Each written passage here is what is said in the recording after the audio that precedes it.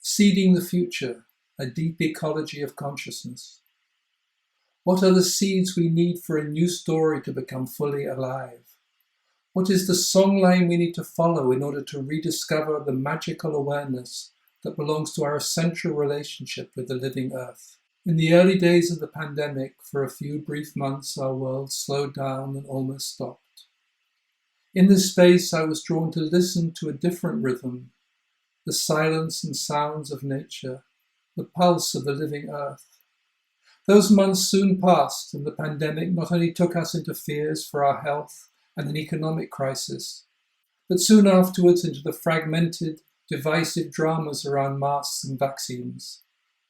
But this memory of a quieter, clearer world remained, and the sense of how this nourishes the soul. Over the next year, as I walked the beaches and wetlands nearby, I became more and more immersed in this primal landscape, sensing it has a quality we need for a new human story. I wrote a series of articles exploring this deep ecology of consciousness, describing it as a seed for a living future. As we stand at the edge of climate catastrophe, with our communities increasingly divisive, the pandemic exposing the fragility of our global systems, there is also the opportunity to lay the foundations for a new way of being with each other and with the earth, a new story to take us into a future 7 generations and more. Then our journey together with the earth can continue in a way that honors the sacred nature of creation and the patterns of interdependence that connect and support us all. Stories have the power to create civilizations. Rather than survival, resilience, or even sustainability, what are the seeds we need for this new story to become fully alive? In order to answer this essential question, I am drawn back to ancient ancestral memories of an earlier time, when we lived, sang, danced, and dreamed together with the earth. Returning to what I call the deep ecology of consciousness, we can reconnect to this primal relationship and so uncover a magical awareness that belongs to our essential relationship with the living earth. From this primal awareness, we can once again learn to walk together with the earth and her more than human inhabitants. We can co-create a way of being that is not built upon controlling nature, but collaborating with her mystery and magic. This future, although it seems so far away, is in the ground under our feet, and in the love and care we have for each other, for our communities, and for the earth herself. Those alive today may never see this emerging civilization, but like the cathedral builders in the Middle Ages, who laid their foundation stones knowing it could be generations, even centuries, before their buildings would be completed, this should not deter us. We have the opportunity to lay the foundations for a way of life more aligned with the deeper truths of the earth and our own sacred nature. And I believe a simple step into this landscape that is always present, although hidden by today's world of clicks and memes, will help us find what we need. It is where we all belong. This collection of essays begins in the early months of the pandemic, which not only showed the cracks in our present global civilization, but also, for a moment, opened a door into a quieter, slower world.